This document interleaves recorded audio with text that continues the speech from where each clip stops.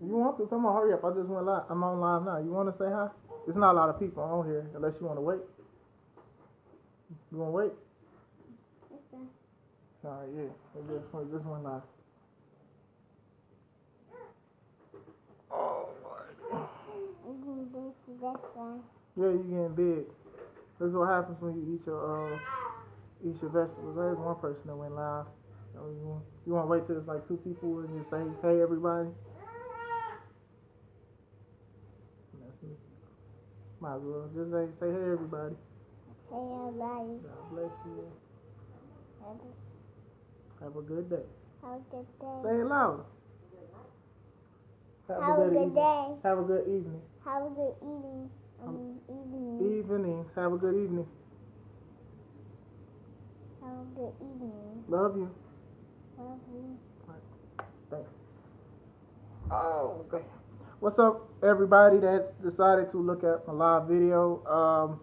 God bless you. I love you guys. I guess I'll give like a couple of updates. Well, I just want to show my gratitude for everybody that's checked on me or called me or contacted me about my knee. It's feeling a lot better. Thank you guys for reaching out. Your prayers, people who intended to talk to me but didn't have the time. It's cool. I know life happens. Truly grateful for everything that you guys continue to do. Going forward, let's just go into what I feel like I need to say. Let's get a few things straight. I almost forgot what I was going to say, but let's just talk about wrestling for a little bit. One of the main things that a lot of us talk about as performers is we talk about a locker room, and we talk about how precious and how special the wrestling locker room is. And as much as I want to say that we all have a clear idea on what a wrestling locker room is, we honestly don't. We don't. It's the truth. I mean, everyone has their own explanation about what a wrestling locker room is. And honestly, that's why there's no solid foundation on what a wrestling locker room is. That's just the same thing if you're a religious person. Many of us have different ways of what God is or what heaven is or what this is and what that is. And we have our own things and we stick with it. As far as like a locker room, like I said, I've been in locker rooms where it's felt like family, like my locker room, Justin's locker room, and so forth. But I've also been in places it's just like, nah, there's no way that this feels like a locker room.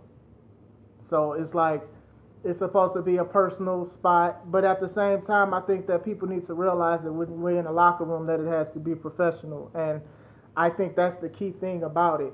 All right, I may have beef with somebody, and I may be booked to go against that person.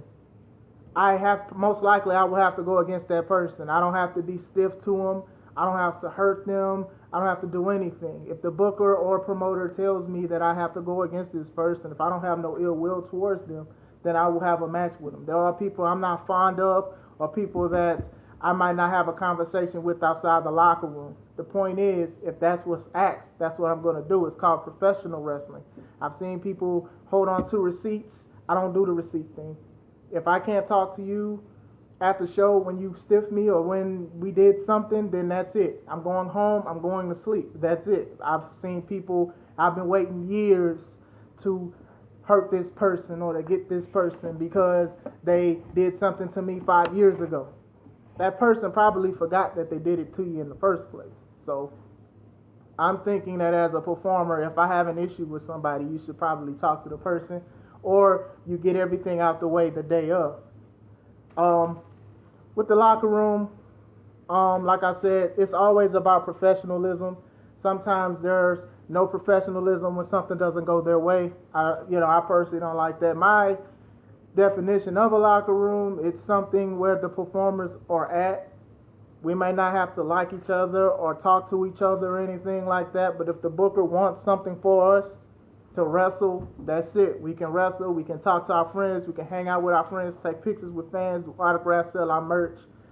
That's it. No negative stuff. We don't need to talk about another company, really. We don't need to worry about what another company is saying towards us, negative. that's not supporting. If they're not supporting, then leave it alone. And I just think that a lot of us, we get wrapped with the locker room etiquette that there's no locker room etiquette sometimes. I can't say for every locker room because I'm not in every locker room, but at the same time, like I've been in some locker rooms that it's just like, hey, we should also try to worry about improving our product instead of talking down on someone else's product. Like we all aren't perfect, but we should be striving to have the best quality. And I do feel like a lot of people, they don't strive for that. Let's just break down another company because they're doing something great and you might be on a hiatus or you might be taking a break, so let's just attack them. You know, we're all not going to agree with who we're going to push, who should get a championship. We're not going to, but that's the good thing about indie wrestling is that you have options. You should have options to other companies that you want to see or other companies where performers want to perform. And that goes into my next point. I used to wrestle for a company, I'm not going to say, but I used to wrestle for a company, and the booker slash promoter, he used to talk bad about every company. And it was just like, I used to look at things that that person did and I just didn't agree with. It was like I didn't like how the person booked, but I supported them because I was professional and this was something I wanted to do. I liked the matches that I was putting out. I learned a lot from that company. But at the same time, it was like almost every time someone said anything about a company, another company, they talked bad about them. Had no idea the names of the people running the company or not, but they would just say all kind of stuff. And to me, it's like you're already enabling negative things to be talked about into your locker room because you're already you're the head honcho and you're already talking about another company. Instead of, hey, let's improve our product. Why don't I help the person who needs the most help? Nah, let me just talk bad about a company. I've seen friends supposed to get booked, supposed to get a push. We'll go into that maybe. About a championship, winded up not getting it because of somebody heard he said something in another locker room. Like that's not cool. You know, most of us, we have 9 to 5s, we have jobs and stuff like that. And sometimes we do want opportunity. Some companies don't run every week. Some don't run every month. So if another person want to go to a company, you know, just tell them to watch themselves. If you don't know the person personally, why are you attacking them? To me, I don't understand that, and I never will. Now, if it's something that's unprofessional that happened, then that's one thing. Like, we should all be trying to talk about the safety of the workers and everybody that's involved. I think that is a main thing. But if you're just running a company just to run one so you can talk crap about somebody, it's no point. That's just my opinion on the situation. Sorry about that. But, yeah, I think that, like, there's some things, even companies, each individual company do need to talk about what's a locker room etiquette. And to me, I think it's shameful that a lot of people, they don't do that kind of thing. It's a shame that we even have to talk about it. It's a shame that we even have to bring it up in wrestling, period. You know, I know a lot of workers, they are upset with a lot of things. I forgot about the comments.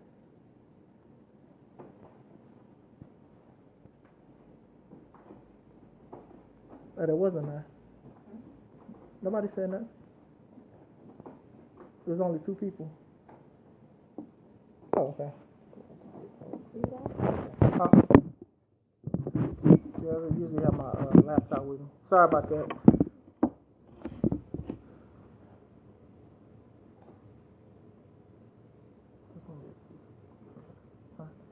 Steve said it's kind of tough to be a tight unit when you're an independent contractor. I agree, Steve, because it is independent, and I do think that it's hard because, like I said, just previously said, is that a lot of people, they want to tell you should work at this company, don't work at this company, and then you ask why shouldn't I work at this company, and then everyone else says, oh, well, I don't like this person, oh, I heard what this person did this, or this person runs this company. That's why it's not a tight unit. Now, I'm not sitting here saying that we all as wrestling companies should stick together because we all may have different goals. Some of us might want to just run a company to run one. Some of us might want to be bigger, eventually competing with the bigger companies that aren't independent. Some of us just, want to give an opportunity for our friends and even family to wrestle and to enjoy a show. So, with that being said, I do understand that about a tight unit. As far as the wrestling goes, what I was gonna say. I usually write my notes down. But going back to that locker room thing, like I said, I've been to some companies where the booker has beef with the other booker or promoter, and basically they tell you not to go there because they don't know how to treat you, and then you go there and learn more than what you learned at the previous company you was at. Sometimes as even wrestlers, I know a lot of guys and women, they want to get their frustrations out on a platform like Facebook and Twitter or Instagram. They try to get their frustrations out of what they don't like, or they demand some respect, and they get blackballed from companies. And that's funny because a lot of companies are quick to blackball performers quicker than they are to work together to try to improve the overall product of professional wrestling. And I think that's true. It's just, if you have a beef with somebody, you shouldn't make the person that you're training have the same beef with them. It makes no sense. That's a grown person, allegedly. Hopefully, there's a grown person that's trying to learn the business. They can make the decision for themselves. I've heard stuff about a lot of bookers, and then when I've talked to them, I'm like, no, there's no way that this person is what this other person say. But it's just some things are jealousy, and some people are upset. You got people that's been in the business for years that didn't reach their peak, unfortunately, and they want to talk bad because they think that they're going to lose their talent for somebody else that may do something better than them. But we all want to wrestle. We all want to have fun. We shouldn't have to worry about a politic because you don't like this person because y'all wrestled at a previous company that may not even run anymore. And you're talking about loyalty, but it's like at the same time, loyalty is something that you can also give and also receive at the same time as well. Wrestling is something that a lot of us do. We want to make a lot of money off of, but at the same time, even in the locker room, some people feel like they can't say something in the locker room because they're going to get blackballed, or they're going to say, "Oh, well, you're new. How dare you say anything?" Now, don't get me wrong. There is a time where we need to listen and talk and just listen and not say anything, but there is a time where they feel like you should be able to talk to somebody without somebody saying, "Oh, well, you're just spoiled, or you don't know what you're talking about." I was blessed to be under a lot of vets' wings, and I use that term loose, but I've learned a lot from people just by being quiet. But I've also learned, they've also taught me when I should say something, when I should step up, or when I should say I disagree with anything. And I'm to the point where I can get on here and say what I like or what I don't like, or I could talk to some of these vets or some of the people that I started with and be comfortable and not worrying about if I'm going to lose a booking or not. At the end of the day, I'm going to rest my head, not worrying about it, pray for you guys and then go to sleep. But I do know that there are many people that's in the same locker rooms. They want to say something, but at the same time, they feel like they're going to step on toes. The biggest thing with wrestling, and we all know, and that's even with life, is that sometimes we do have to take a risk. You don't know what door is going to open when you take that risk. You don't know, somebody might be waiting for you to say something. Hey, if you stand in the fight a little longer, you might be able, we'll do something different for you. This is why I say you need to do promos and work on promos, because sometimes the promo is what will get you over more than the actual moveset. It don't matter how many flips you do or how many power bombs you do. Sometimes it's actually the promo. And I think that a lot of the guys, especially the younger guys who have a lot to say, they have more fire and passion about wrestling on a Facebook post than the actual promo. And I truly think that that's a problem myself. Atlas said, you have finally come to where I've been for a long time. Thank you, sir. Now, you're like one of the guys that when we were at a company, we talk a lot, and you're a guest on live at 5, even though it's past 5.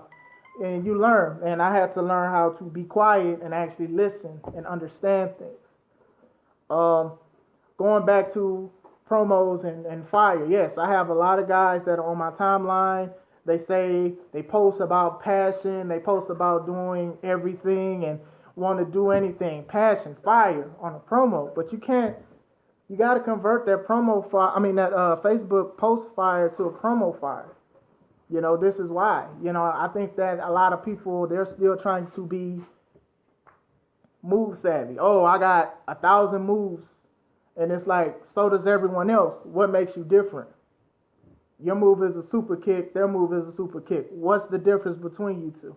You have to learn how to adapt. And I think that's the thing. I think many of us, we're not adapting. We're shoehorning. And we're just trying to put ourselves in a situation that we don't need to put ourselves in. You know, like I said, when I post things, I hear a lot of people, they say that they want to say something, but they don't know how to say it. And sometimes you just have to say it. You know, I don't think that, you know, sometimes things that you say, you're going to step on people's toes. It's just going to happen. But at the same time, you want to go to a resolution. You know, I think that as a booker, as a wrestler, if you are reaching out to companies, I would personally ask about the locker room. Or I would ask my peers, how is this locker room? You know, why would I want to go all the way out here and it's negative, or I may or may not receive pay? Or I'm going to get a pay depending on how big the gate is. And you're just hearing about this company, but you want to wrestle so much that you're just trying to be booked and hurry up and be booked. You know, I've seen it. I've seen gates so low that the booker, they'll basically give you a sob story, so they don't pay you. You know, that's not right for us because of the time that we took out and the time that we took to drive over there. These are things like, I understand, like you really want to get booked. You want to get booked. You want people to know your name. You want to invest. And you want to take that risk. But you do have to understand that you do have to think about these kind of things as well. Where exactly it's at, how I'm going to get there, who's all there. You have to know these kind of things. You have to try to search for these kind of things. I feel that as a worker, you should be comfortable in asking people those kind of questions. You know, if they can't give you that, then that's a decision you have to make at the end of the day if you want to still work at that company or if you want to work somewhere else. There's a lot of companies. And you know, tax season is around the corner. There's going to be a lot more companies, you know. Hopefully they're great. Hopefully they're professional, because that's the main thing, is that the word professional is not even in a lot of wrestling companies anymore. Not all of them, but just some of it is not. You know, some of us go to work and we don't like somebody, but at the end of the day, we still have to work with this person because there is something to acquire at the end of the day, and that's the paycheck. Now with wrestling, it's the same thing about getting paid, but there's a story that you can tell with that person that you probably hate so much in a wrestling ring, to the point where you don't have to be stiff, you don't have to do this, and you don't have to do that. We as men should be, or women, should be able to talk about the issues that we have during or before the match. If you're not comfortable with taking the move, you should say you're not comfortable with taking the move. Oh, I've never done that before. You should be able to say it. You got to protect yourself. Some companies won't protect you when you hurt yourself. Some will just push you to the side, don't care. You know, I've seen it before. A lot of people have seen it and attested to it. It's like college. You know, you're an athlete, and if you hurt yourself before you get that scholarship, they don't care about that, because you might not be the same person after after you heal. Your leg might not go the same way. Your speed, you know. Even your heart, you know, your heart gets tested. You know, I hurt my knee, and then sometimes I'm even thinking about it as a wrestler. Like, man, do I want to come back to that? And I do. But will my knee be the same? You know, I hope it will be. But these are things that you have to think about. I do think that if you do have a Facebook, that is your voice. You know, I would say use it to the positive. Use it in a positive manner, not a bad manner. But some people just use the negative. They come in and talk bad about a company and stuff. I've seen one guy accuse two people of trying to ruin their show, and then come to find out it wasn't even the two guys. And at least I can respect the guy went to Facebook and he apologized. But the sad part about it was that when he attacked those two people, I read the comments and I was looking at other workers that work with that guy say so much bad stuff about those two people. But then when he apologized, those guys never apologized. If you know how to work, you can get past anything. And that's another thing Atlas brought up. He said, if you know how to work, you can get past anything. And I agree with that. And me and Atlas, especially Atlas says that you may know how to wrestle, but do you know how to work? And that's the question. Okay, I can do all this and I can do all that. Oh, I'm fast.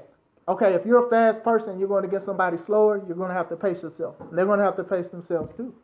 Or you're going to have to try to hide that negative. And I think that a lot of people, they're too busy trying to outdo each other instead of actually wrestling with them. If you're doing a one-on-one, or two-on-two, three-on-three, that's basically your partner. That's your dance partner. It is up to you guys to do something. Oh, well, you can't do that. We have to work around that. There's no working around it. It's like, okay, let me get my stuff in. I'm not going to say the word, but, let me get my stuff in, and that's all that matters because I can just record my match, chop it up, and then just put my highlights on. I can just put a highlight video of it. The match could be crap, but look at this. I almost hurt somebody. I almost did somebody in. Look at this. This person's slow. I can do that. You have to learn how to work. And sometimes when you learn how to work, you learn that you can bring out the best out of the worst performers in your opinion. Somebody might not be a great of a performer, but if you can be a great worker, you can make that person look like $1,000,000. I've seen it. I've seen it countless times. I've seen it like, man, this person needs work. He needs to come to practice. He needs work. I've seen people come out of nowhere and make these people look like legit stars because they knew how to work a crowd. Exactly. Alice said the crowd doesn't care about spots. See, the things with these spots is that you might get a reaction. Now it's harder because there's no crowd, but you might get a reaction. But the question is, are you going to remember that at the end of the day? Are you going to remember the spots?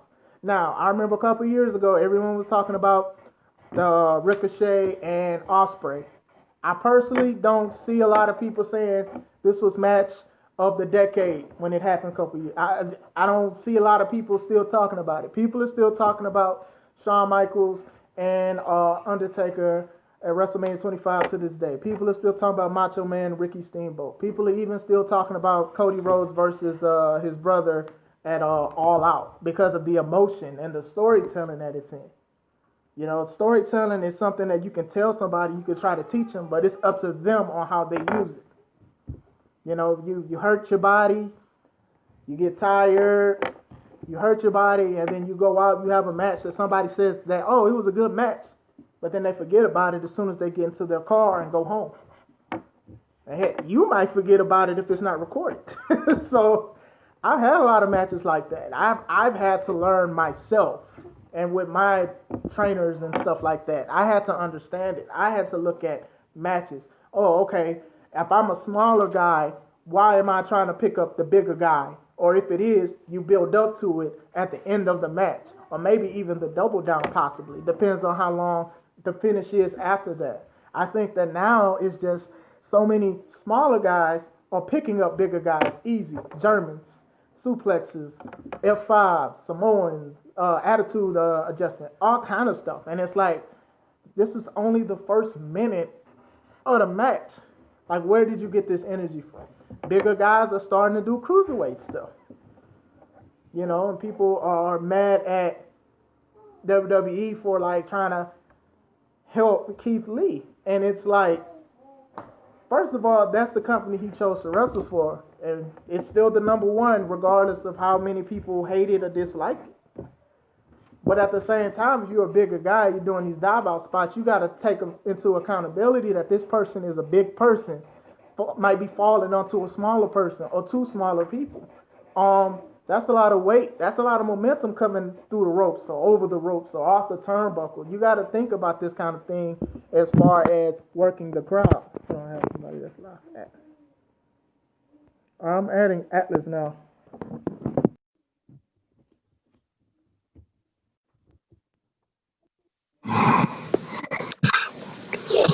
So I wanted to hop in real quick because I kind of agree with what you were saying, but I kind of have a point of conjecture. There is a point in a match for everything. If you build a match properly, let's say, for instance, you got a guy who is the size of Justin's size, wrestling a guy the size of Backwoods Brown. So you couldn't have Justin coming into the match slamming Backwoods or slamming or suplexing backwards or doing those type of things. But if you tell the story that Backwoods puts himself in a position to be suplexed or to be slammed, it makes sense. Everything makes sense if you know how to work. Everything can fit into a match if you know where to put it. You can't have a smaller guy coming in doing dives. Okay, the biggest thing that I object with a lot of guys, especially a lot of younger guys, with doing dives in a match. There's no reason, absolutely no reason, to see multiple dives during a show. If you have one person doing a dive during the show, that's all you need. And if you're doing it right, it makes sense. You can't have what irritates me is when you have those multiple spots during shows where you'll have big clusterfuck on the outside where it's a bunch of guys around. You clearly see them waiting for the guy to set up for his spot on the top rope, and they're doing the gimmick on the outside where they're supposedly working each other, and at the same time you see one or two guys looking up at the top. That is irritating as shit. Yeah. That makes no sense in a match. If we as workers are priding ourselves in the craft of professional wrestling where we suspend disbelief, situations like that don't happen in real life. Nothing like that happens in real life. I can give you maybe one or two situations where that would happen and it would actually come off as believable. But if you look at a lot of independent shows nowadays, you see 4 or 5 spots like that during the show. You'll see 4 or 5 spots like that where you'll see a guy diving out and it makes absolutely no sense. A guy diving out just pushes someone else, and that is such a devastating move. To whereas the guy taking is just, oh, I'm so hurt. Well, you know what I want to see? I want to see one day where a guy goes up to the top, does a dive, and the guy moves. What happens then? What tells us where do we go then? The guy did this high risk, but if we go priding ourselves on the big risk versus reward situation, what happens when the guy goes up and takes that risk and it doesn't pay off? Do you go into an immediate finish? How does the guy go in? That's a much more interesting story than the asshole climbing up to the top, making this big spectacular dive. He hits the spot, and then we go into the same story as usual. What else can we do that's more interesting on that end? Can we do something else on that situation where the guy he takes that leap of faith and there's nobody there, and then you're telling the story of him making the comeback after taking that big spot and he still comes out ahead? Or the person who missed or causes him to miss, using that as an opportunity to show his prowess in the ring and tell a better story. I think if we the something you touched upon earlier on in the week, and it's something I commented on as far as the lack of creativity. Everybody is doing the same cookie cutter situation. If you look at every standard match, you can't differentiate one match from the other because every last one looks exactly alike. So my question to you is, as a promoter, you as a wrestler, what can you say in a situation like that? I pose this question to you, we have a big spot like that where you go up to the top and the guy misses and you are wrestling me. You go up to a spot like that, I'm a bigger guy than you, and you take that spot and you miss. Where do we go from there? Ooh, that's a good question. One, besides screaming in pain, besides being in so much pain, Yeah, we're for gonna sure. tell the story. You gotta sell the spot. You gotta sell the Oh yeah, game. I would try to continue the match if I could. Okay, we continue the match, but where do you go? as a heel, you're working the face standard. You're fighting from the bottom. This is a true standpoint to get. This is how I tell a lot of guys what differentiates a good face between a heel is if you don't have sympathy. If you have a weak heel and you have a strong face, it's easier to get sympathy because the strong face can set up a situation to where he's immediately gaining sympathy. A situation like that would take even the shittiest heel, and turn him into a monster because now he's on top. If he has one lick of training, he's going to stay on top and he's going to continue to pound it. And if you're the more experienced guy, you're going to tell whoever you're working, stay on me because you want him to get that heat. The biggest thing that most people don't understand about the professional wrestling business is it's 100%, 120% derived from heat from the heel. If the heel has no heat whatsoever, if no one's booing the heel, if no one gives two damns about what the heel is doing, nobody's going to care about what the match is doing. It's about storytelling. It's not about spots. It's not about a bunch of big moves. It's not about most independent crowds. If you look at it nowadays, if you look at it around the crowd, if you walk out, most of the time, and this is something that I do because I love it. I absolutely love it. You go out and you'll see people on their phones, just on their phones. While you're walking out, while you're doing the match, and you see people just on their phones, not paying attention to the show, not paying attention to what they're doing. And most of the time, it's women. As a heel, those are the situations that you look for to get heat. Because I've said it before, and I'll say it again. You look for those people because everyone around them wants to be a part of the show. Everybody wants to be a part of the show. No matter how much you deny it, everybody wants to be a part of the show. And if you take a person like that who's not even paying attention to what's going on and make them pay attention to you, everybody else around them is now paying attention to you, that person, and what you're doing. So you've immediately gained back the crowd from situations like that. People don't know nowadays, workers don't know how to take those situations because they're too concentrated on spots. They're too concentrated on, like you said before, I got to get my stuff in. We can talk about this in the match, in the back, and where we at? I don't know. Where you at? I don't know. And all everybody has around them, they don't care because they're having a show for themselves and not for the actual crowd. I agree. Even what you said about like what I said that you disagree with about how you can work in a smaller guy, suplex a bigger guy. You could actually do that at the beginning of the match. It just has to be done properly.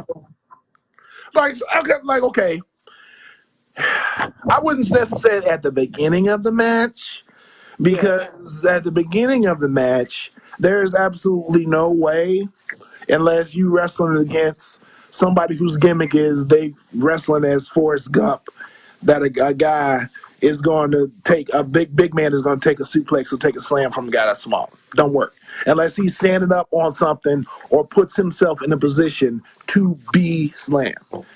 If he sets himself up at the beginning that early to get something like that, that's bad pacing in the match. Absolutely bad pacing.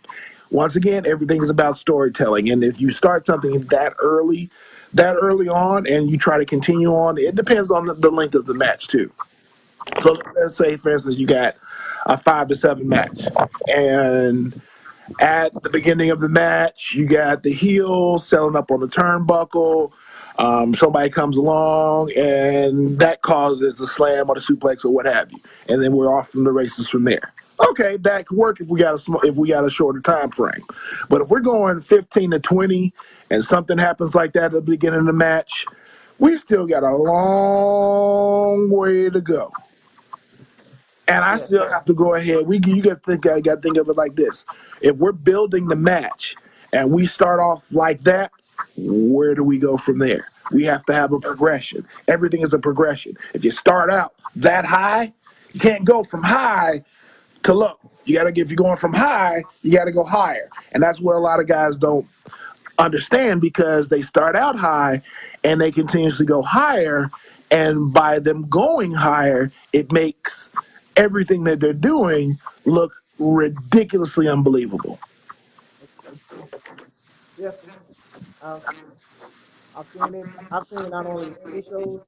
I've seen it on main on WWE. I've seen it on a lot of these companies, man. And it's about pacing. That's one of the beautiful things about AEW right now. AEW right now, if you look at guys like Cody, if you look at guys like John Moxley, they start out at a higher pace. They start out at a higher plateau. But even with the way that they are telling their stories, their escalation has peaks and valleys. Even if you're starting out fast, there's a way to go ahead and slow down the pace and take the pace back down to whereas the crowd can digest what they're seeing without it constantly being a spot, nonstop. If you look at, if we're going to analyze matches, and this is one thing that I always tell younger guys, analyze matches.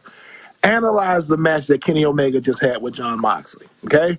So when Moxley dropped the world title, there was a slow in action. Now the match itself was crazy. They went all over the place. But when it was time to tell the story, they slowed it down. They slowed it down to the point to where as you could see where it was going. They told the story with the double down. They told the story with Don Callis coming in, being concerned about Kenny Omega, about the legitimacy of the potential of the injury. They slowed it down to the point to whereas the crowd was able to digest what was going on. That's Yeah. good storytelling. That is how you tell a story.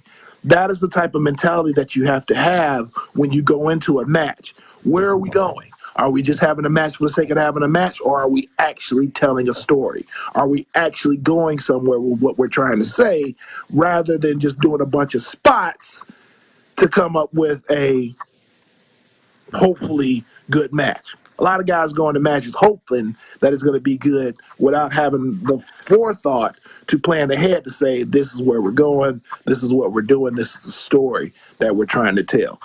Wrestling don't have to be about stiffness. Wrestling doesn't have to be about blood and guts. Wrestling doesn't have to be about any of those things. All of those things are added points that you bring in to accentuate the story that you're telling. If you don't have a good story already to begin with, none of that shit is going to make a difference. It's just going to be violence for the sake of violence. Yeah. I've, I've seen it. I've seen people, and I was young. I'm still young. They were talking about like just having a good back and forth with it, but it's like, what's the story then after you do it? Yeah. And then what is your opinion of back and forth?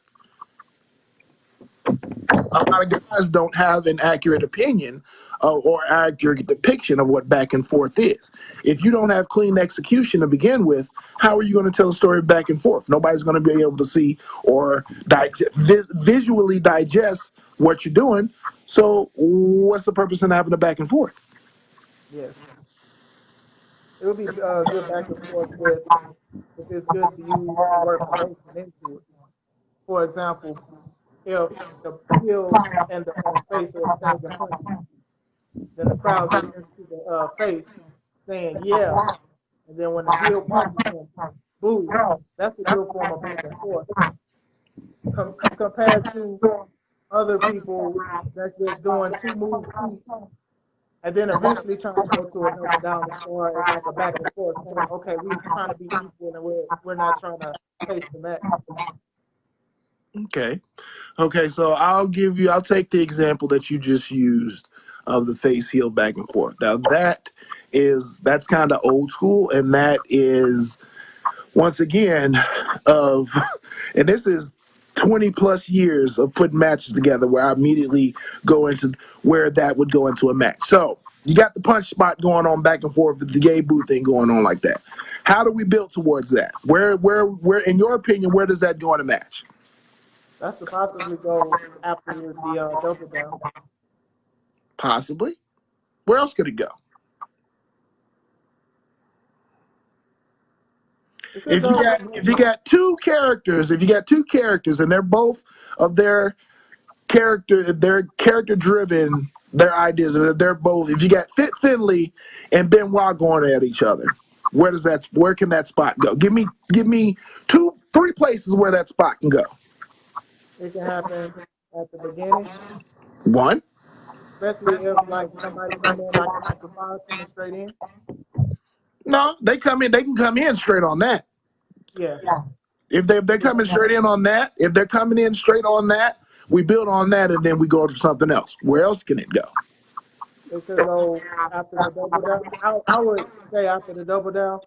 Okay, where Then I would say what would set that up to where it would make sense in a double down to where we going into something like that to where the yay boost situation would happen. How long are we going before that double down happens?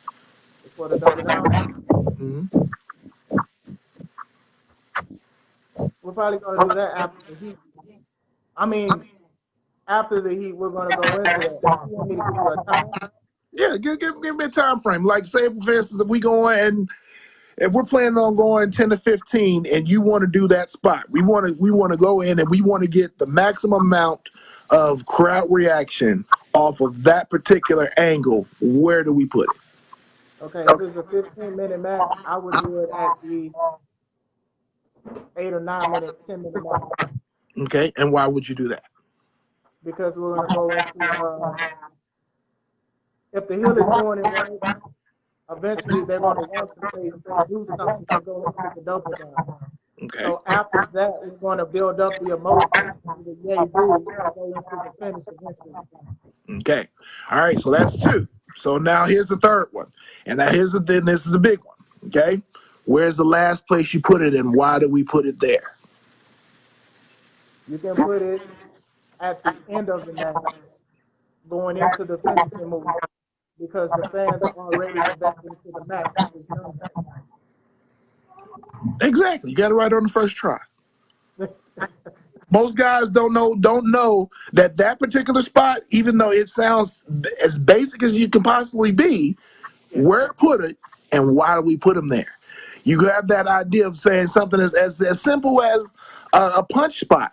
Okay, we're going to do this punch spot. Okay, where are we going to put it in the match? What are we going to do to surround that spot to make that spot look special? What are we doing throughout the course of the match to whereas that okay, so to follow up on that, to kind of say build on why we would do that, or some of the things that would turn that particular spot into something big. So we go back into the Benoit Finley example. Benoit and Finley are both known as brawlers. If we're going into a situation to where we're both doing a lot of striking spots, where we're both going into a lot, if we're both known for our strike. Now, that particular spot wouldn't work if you have guys who are shitty strikers. If you got a guy who's throwing punches who look like absolute crap, that wouldn't work. If you got a guy who's throwing kicks and his kicks look like crap, that wouldn't work. That type of situation only works if you have guys who know how to strike.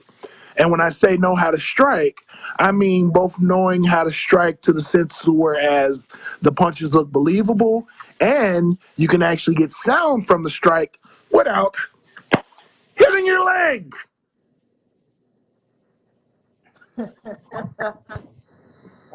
Hey, I spoke about that a couple days ago.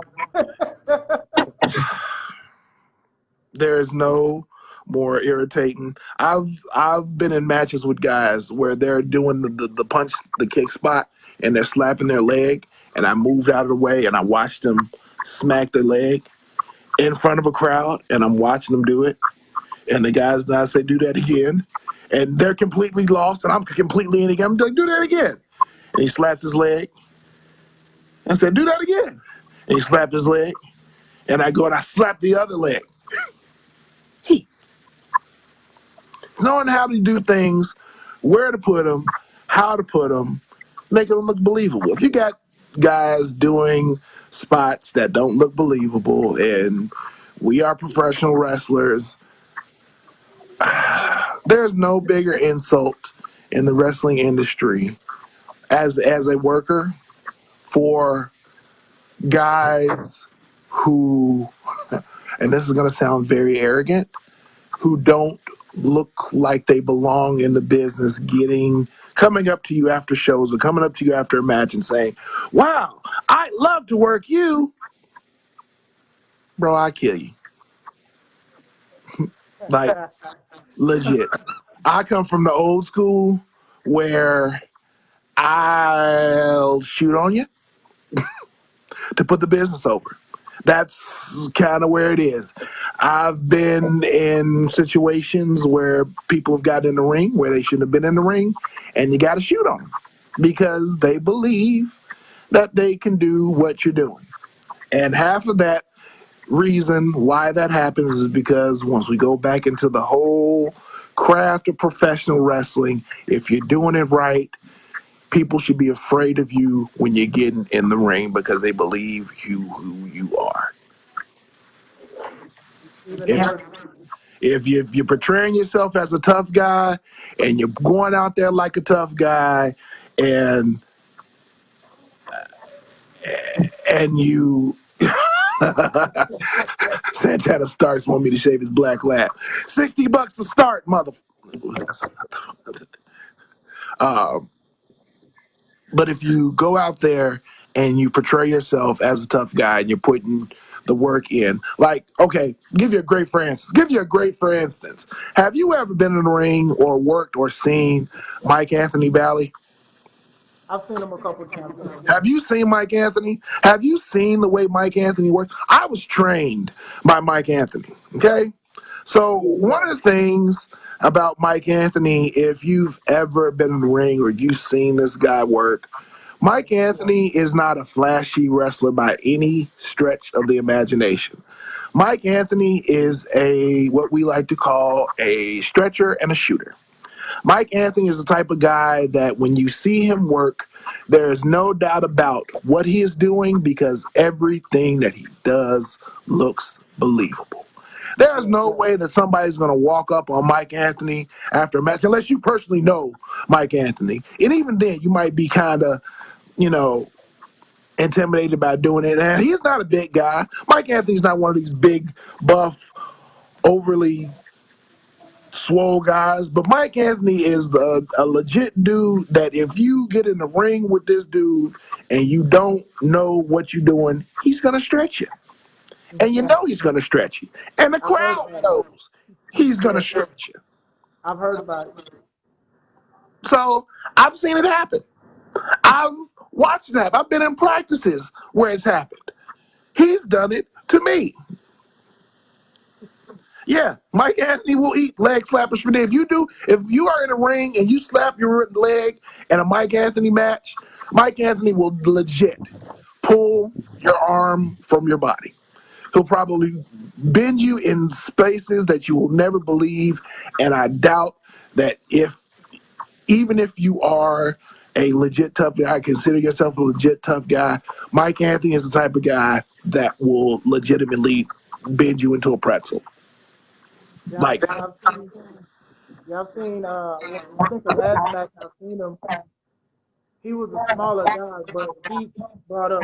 He had believability, like he was a legit guy. Like he oh was yeah, that guy. oh yeah, oh yeah. Mike He Anthony sold it got well and and treated well too. most of the older guys who have been trained in the old school ways, if you notice, they end up getting out of the professional wrestling business because of the way that they were trained. They end up going into legit MMA. You have guys like Jake Hader, guys like Bobby Lashley, guys like Brock Lesnar.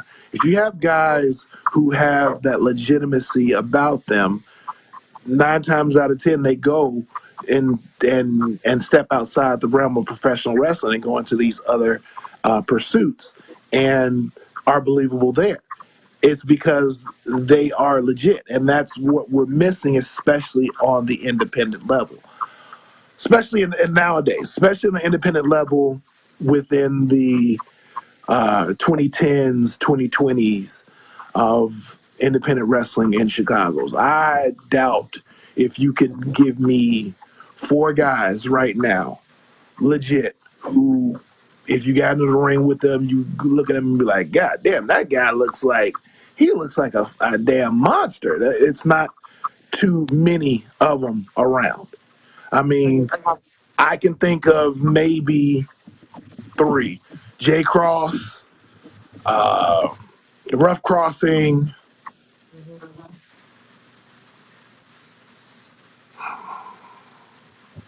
That's it off the top of my head. That's legit it off the top of my head. Legit guys that when you get in the ring with them, it's like, okay, oh, I know what this guy's about. I know what this guy's about. I know what to expect, and they played their part 100% well. Character wise, guys who get in there and they give you a little something extra. Backwoods Brown. You go in there, you see, oh, you just got this big country hick motherfucker. This big man. Look at this big country fit man. But he gives you a little something extra. Um, who else can I think of on that level? Can you think of anybody on that level that you would legit say when you look at them, you could legit say that this guy's a package from the promo wise, from work rate to, when you see him and you immediately go, man, this dude. Um,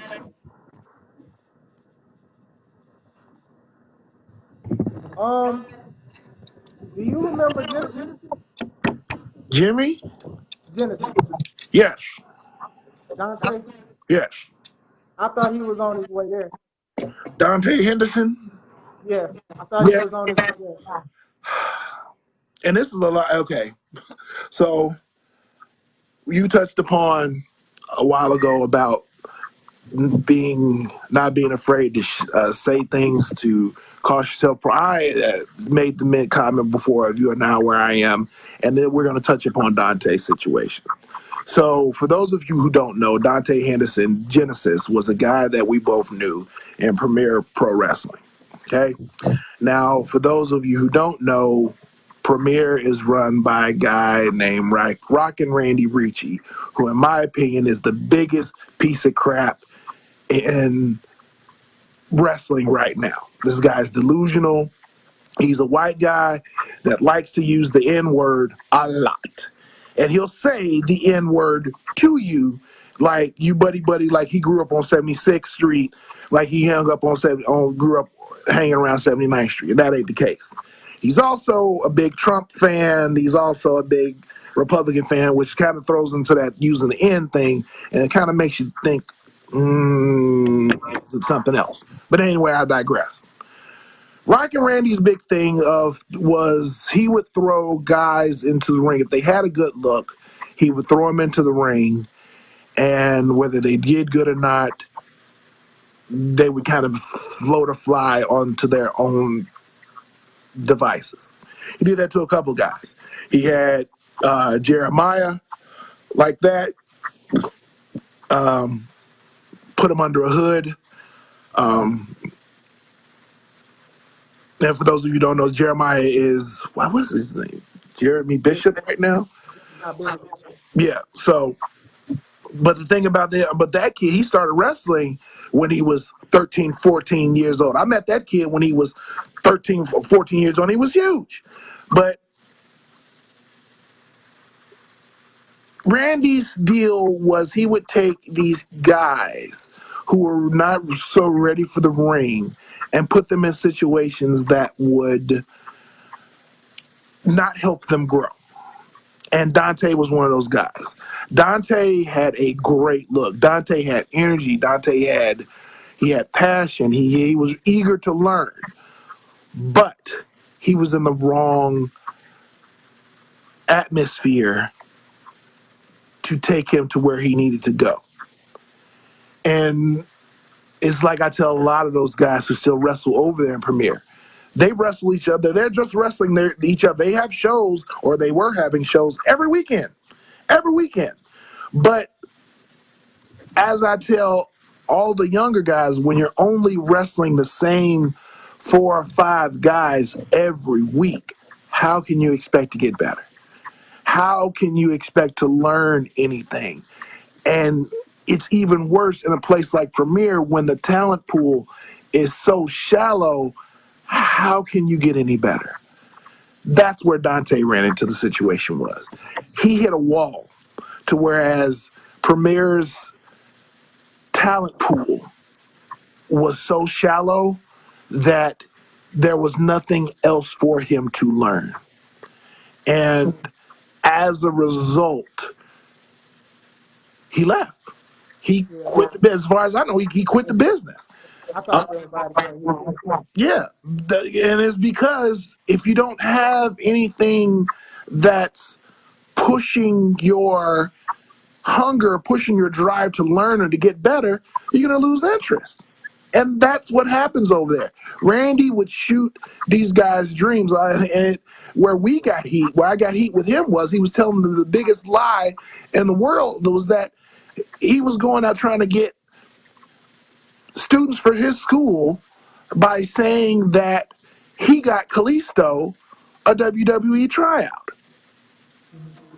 What? Okay. So, and then the worst part about it is a lot of guys over there and still over there right now that believe that Rockin' Randy Ricci is going to get them into the WWE because he's had ties with TNA and all these other different promotions and these different things. But I look at it like this. If you got Kalisto his WWE tryout, why is it that no one else from your school has been anywhere else but Premier?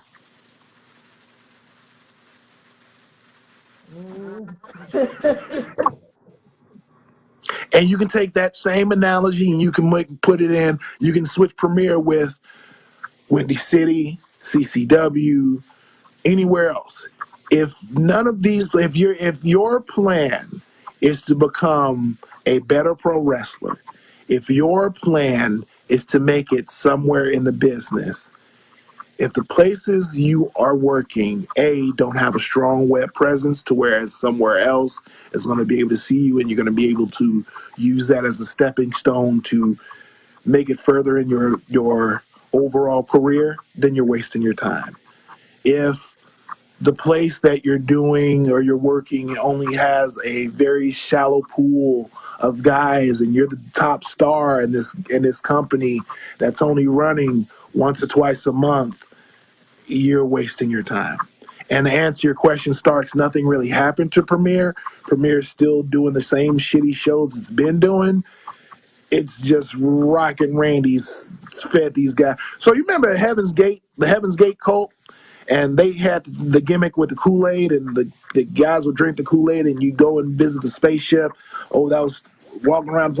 Rockin' Randy got the same Kool-Aid mixture that dude got, because for some strange reason, these cats are sipping up that Kool-Aid, believing that the Heaven's Gate comment is finna come along with the WWE logo on it, is gonna scoop their little asses up, and they're gonna go and get a contract somewhere. But it ain't happening. Matt Vine, this one's for you, bud. Damn. I mean, dang. Dang.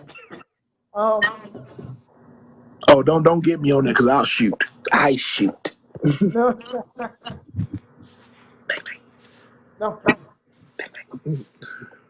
But if you could, before I let you go, could you touch on more of what a worker should look for wrestling for a company?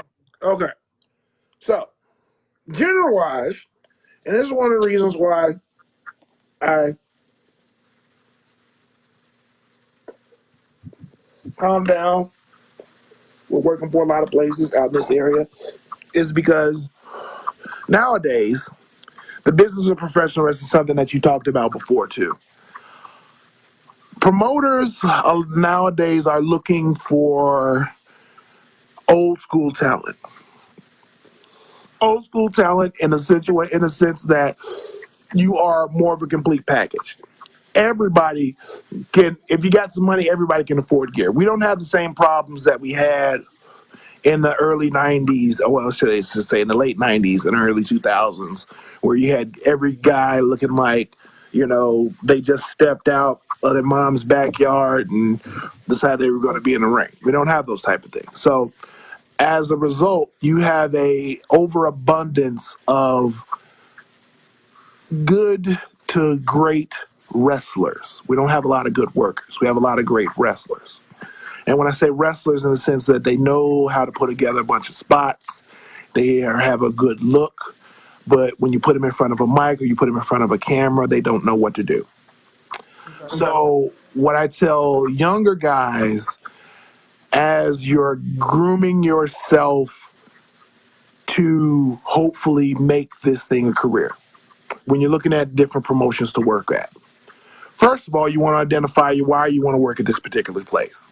If it's going to be it's got some guys there you would love to work, who are going to show you some things that to whereas when you leave this place after your run, you're going to be a better worker. You're going to know a little bit more about how to work in a ring. Great. If it is a place that has a very high web presence and you're going to get a lot of exposure from working with this place, they have a web channel or a YouTube channel, and that YouTube channel is getting hundreds of thousands of hits on every single post that they make, then great. That's a place that you want to work. If they have a strong presence on the multimedia front and they are using that platform to not only push themselves but to push their workers, and the thought process and the promotion is a all-encompassing, well thought out promotion, to whereas if I involve myself in this promotion, that I'm going to be taken care of, I'm going to have something to do. It's not going to be a portion where I show up, what are we doing? And there's nothing going on. They actually have a booking committee to whereas we thoughtfully book out long-term goals. When I did booking for the VWA, we've booked a year in advance. We would book the entire year out. We had an end goal of where we were going. We would book the entire year with everyone in mind. We had a list of guys who we had on the face side, a list of guys we had on the heel side, and then we would go ahead and we would book from there, and we would tell stories. If you don't have a promotion if you have a promotion where they're just putting up shows month to month and there's no connectivity between this show and the last, there's nothing for the fans to follow, there's nothing for the fans themselves to be involved in, you're wasting your time, because they're just putting on spot shows, they're just trying to make a buck, they ain't going to be around for a while, so you're wasting your time. Any time as a worker, when you're looking at a place to work, it needs to be something that's going to aid you and be able to aid them in the long run. And when I say that, I mean, I'll give you a great for instance. You as Chris Classic. Let's say you wanted to go and work for AAW, okay? Yep. You come to AAW, you say, I want to identify with AAW because the AAW is one of the bigger promotions in the area. They have a bigger fan base. They have a huge web presence. They have other promotions that they work with that can go ahead, and if I impress them, I can perhaps use that as a stepping stone to get work in other places in other states. Okay? So you go to work in an AAW, and you have the mindset that you're going to put on the best match. You're going to go ahead and do what's asked of you and everything else. Okay? Your mentality anytime as a younger guy going into another locker room is to go ahead and introduce yourself to everybody possible. Make yourself as helpful as possible. Hey, I'm over here if you need anything. If you see somebody helping out, if you see somebody doing anything, you want to make yourself known as a team player, because those situations will help garnish you spots in the other places. And then when it's time to do your spot, do your thing in the ring, show your motherfucking ass. I mean, if you got 5 minutes, make that 5 minutes the most memorable 5 minutes they've ever seen. Even if it's just a comedy spot, even if you know you're taking a squash or whatever, do what you need to do to get to the next spot. Get to do what you need to do to impress someone enough so that someone will come along to either smarten you up, offer you another payday somewhere else, offer you something else to get you to where you need to be. A lot of this business, what younger guys will understand, is not of where you're working, but of who you know, what you said, and the presentation that you've made for yourself when you go out dealing with people. So if you made yourself feel as though that you're a professional, you know what you're doing, you are business minded, you have a clear thought process, and you know how to make money, that's the biggest thing. If you know how to make money, I mean, having gimmicks, having a presentation, having a brand. If you as a worker know, give you a great example of somebody who everyone should pay attention to when they're talking about knowing how to brand. C Red. Yeah, I knew you were gonna say. C Red is one of the best guys that you can ever meet Yep. as far as knowing what his brand is, knowing who his brand is, and then branding himself as that. C Red. Yes. Doesn't necessarily have to be the greatest worker in the world, doesn't pride himself being the greatest worker in the world, but he knows where his spot is and he works his spot. He knows where his avenue is and he works his avenue. That's the key point to knowing and being successful in this industry. Knowing who you are, knowing what your character is, and working from that area. If you know what you have to bring to the table, it's much easier to come to promoters and go, this is what I have to offer, this is what I know how to do, this is what I can do for you. Because that's at the end of the day, that's what they're interested in, and that's really all you should be interested in. What you can do for me, what I can do for you. Let's make this partnership happen. I agree. I agree. Hell. I appreciate you. I do. I appreciate you even wanting to even comment with me.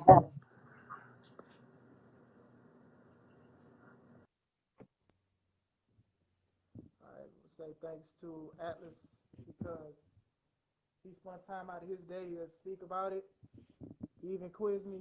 I appreciate that too. You know, I'm still learning. You know, there's still more room to learn. What he said was very good, especially if you are trying to reach out to other companies. It's also great to understand that you might have to work from the bottom up. You might not be booked for a 10 to 15-minute match. You might not even be booked to wrestle, like he said. You might be room crew, camera crew, water boy. But if you're showing interest and you really want to be a part of that company, you may have to do that. And what I see and what I hear is that a lot of people get mad when they're not booked, but they ask them to do something else. You know, it's just a part of the business. It's just a part of paying dues, which are never done paid. You know, you may in your heart feel like you're God's God's greatest gift to wrestling, but that doesn't technically mean that everyone else sees that. Sometimes it's about how you approach the situation. You can't just be like, "Oh, here's me." Like you can't do that. It's like, who are you? And that's the last thing I just want to I'm gonna say before I leave is that you got to think about it. In wrestling, who are you? I appreciate you guys for taking time to pay attention to the live, going in and out. I'm gonna share it on the page. I appreciate y'all. Y'all have a wonderful day. Bye. Say bye. Bye bye.